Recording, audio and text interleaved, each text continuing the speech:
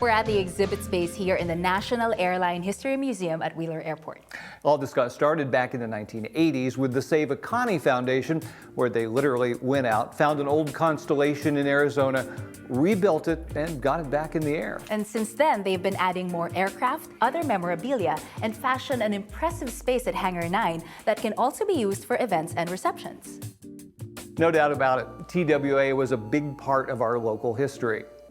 So was the explosion that rocked Kansas City on November 29, 1988. It killed 6 firefighters and eventually led to convictions and life sentences for 5 people. StoryWorks KC has taken the reporting that Mike McGraw did for the Kansas City Star about that blast and the lingering doubts over the case and shaped a theatrical piece from it.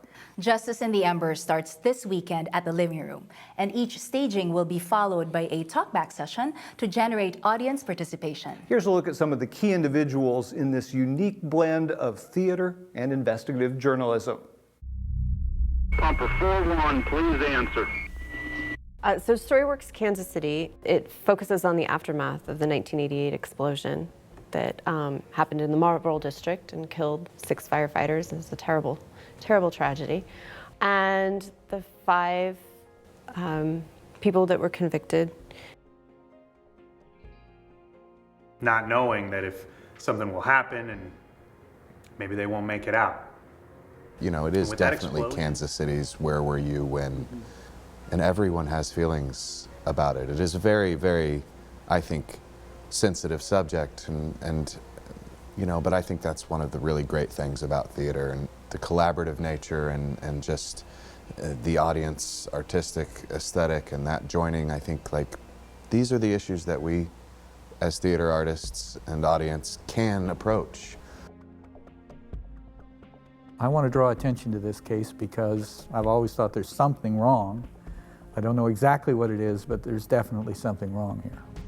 Well, the amazing thing to me about this one incident, this one little short stretch of time, just a few minutes, when the explosion occurred and 6 firefighters died, the amount of information that can come out of that little compressed period of time is just amazing.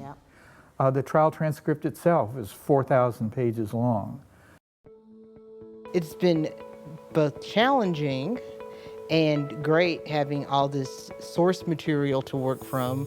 Long before I was a playwright, I was a newspaper reporter about 1 billion years ago, and I remember hearing about the explosion when I was actually living in Louisville, Kentucky as a reporter. And I don't want to dishonor the firefighters who died, or their families who are still living, the firefighters who still are working every day. I mean, we've lost firefighters in the city just since I've started working on this, so.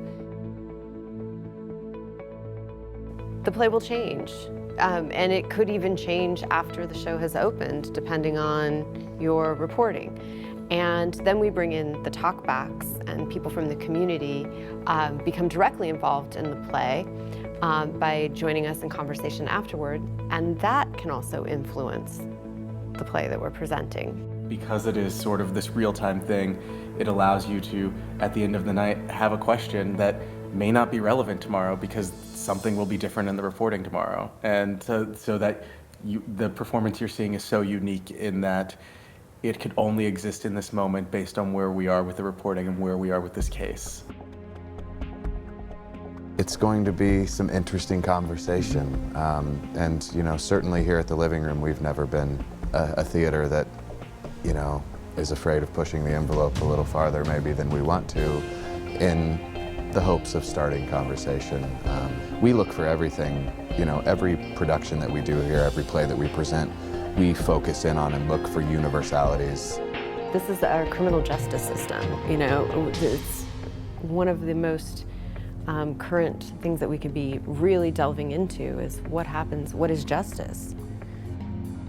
You can learn more about Justice in the Embers at flatlandkc.org. And next week, I'll take you behind the scenes to learn more about how this unique enterprise came together.